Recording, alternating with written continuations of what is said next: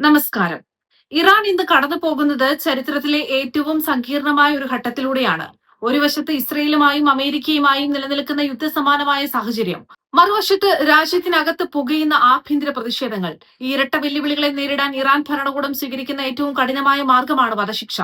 ഏറ്റവും ഒടുവിലായി പുറത്തുവന്ന രണ്ട് വധശിക്ഷാ വാർത്തകൾ ഇറാന്റെ ആഭ്യന്തര സുരക്ഷാ നയങ്ങളെയും പ്രതിപക്ഷത്തോടുള്ള സമീപനത്തെയും വീണ്ടും ആഗോള ചർച്ചാ വിഷയമാക്കിയിരിക്കുകയാണ്. ഇറാൻ ജുഡീഷ്യറിയുടെ ഔദ്യോഗിക വാർത്താ ഏജൻസിയായ മിസാൻ റിപ്പോർട്ട് ചെയ്തതനുസരിച്ച് രണ്ട് യുവാക്കളെയാണ് കഴിഞ്ഞ ദിവസം തൂക്കിലേറ്റിയത്. ഇവർക്കെതിരെ ഭരണകൂടം ഉന്നയിച്ച പ്രധാന ആരോപണങ്ങൾ ഇവയാണ്.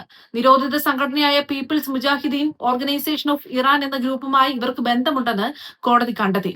ഇറാന്റെ പരമോന്നത ശത്രുക്കളായിട്ടാണ് ഈ സംഘടനയെ ഭരണകൂടം കണക്കാക്കുന്നത്. തലസ്ഥാനമായ ടെഹ്റാനിൽ സ്ഫോടനങ്ങളും സായുധ ആക്രമണങ്ങളും നടത്താൻ ഇവർ പദ്ധതിയിട്ടിരുന്നു എന്നാണ് ആരോപണം. ഇതിനായി കൈകൊണ്ട് നിർമ്മിച്ച ലോഞ്ചറുകളും മറ്റ് സ്ഫോടക വസ്തുക്കളും ഇവരെ സജ്ജമാക്കിയിരുന്നതായും മിസാൻ റിപ്പോർട്ട് ചെയ്യുന്നുണ്ട്. ഈ പ്രതികൾക്ക് അമേരിക്കയുടെയും ഇസ്രയേലിന്റെയും രഹസ്യാന്വേഷണ ഏജൻസികളിൽ നിന്ന് സാമ്പത്തികവും സാങ്കേതികവുമായ പിന്തുണ ലഭിച്ചിരുന്നുവെന്ന് ഇറാൻ അവകാശപ്പെടുന്നു. ഇറാന്റെ ആഭ്യന്തര രാഷ്ട്രീയത്തിൽ ഏറ്റവും കൂടുതൽ ചർച്ച ചെയ്യപ്പെടുന്ന പേരാണ് MEK.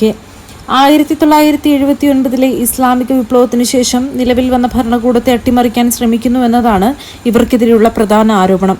നിലവിൽ അൽബേനിയ കേന്ദ്രീകരിച്ചാണ് ഈ സംഘടനയുടെ പ്രധാന പ്രവർത്തനങ്ങൾ നടക്കുന്നത്. ഇറാന്റെ ആണവ ശാസ്ത്രജ്ഞരെ വധിക്കുന്നതിനും തന്ത്രപരമായ സൈനിക കേന്ദ്രങ്ങളിൽ സൈബർ ആക്രമണങ്ങൾ നടത്തുന്നതിനും ഇസ്രയേലിന്റെ മൊസാദ് ഈ സംഘടനയെ ഉപയോഗിക്കുന്നുണ്ടെന്ന് ഇറാൻ വിശ്വസിക്കുന്നു.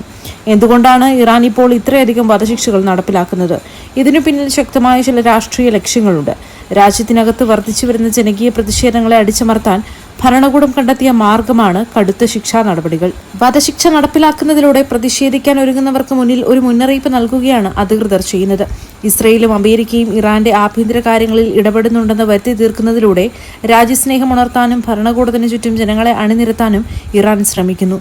പുതിയ പരമാധികാര നേതാവായ മുജ്തബ ഖമേനി നേരിട്ട് ജനങ്ങൾക്ക് മുന്നിൽ വരാത്ത സാഹചര്യം രാജ്യത്ത് വലിയ ഭരണപരമായ അനിശ്ചിതത്വം സൃഷ്ടിച്ചിട്ടുണ്ട്. ഈ തളർച്ച മറികടക്കാൻ സൈനികവും നിയമപരവുമായ കരുത്ത് പ്രകടിപ്പിക്കേണ്ടത് ഭരണകൂടത്തിന്റെ ആവശ്യമായി മാറുന്നു. ഇറാനിലെ വധശിക്ഷകളെ മനുഷ്യാവകാശ സംഘടനകൾ ശക്തമായി അപലപിച്ചിട്ടുണ്ട്.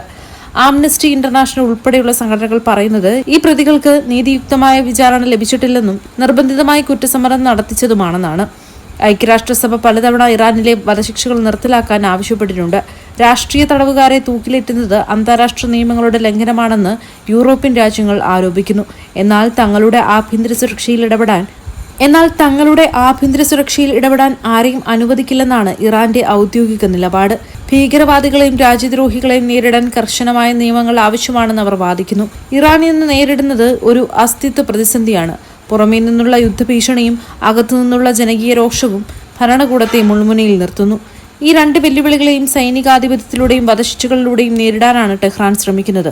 എന്നാൽ ഇത്തരം അടിച്ചമർത്തലുകൾ പ്രതിഷേധങ്ങളെ താൽക്കാലികമായി ശമിപ്പിക്കുമെങ്കിലും ദീർഘകാലാടിസ്ഥാനത്തിൽ അത് കൂടുതൽ ജനകീയ പ്രക്ഷോഭങ്ങൾക്ക് വഴിമരുന്നിടാൻ സാധ്യതയുണ്ട്.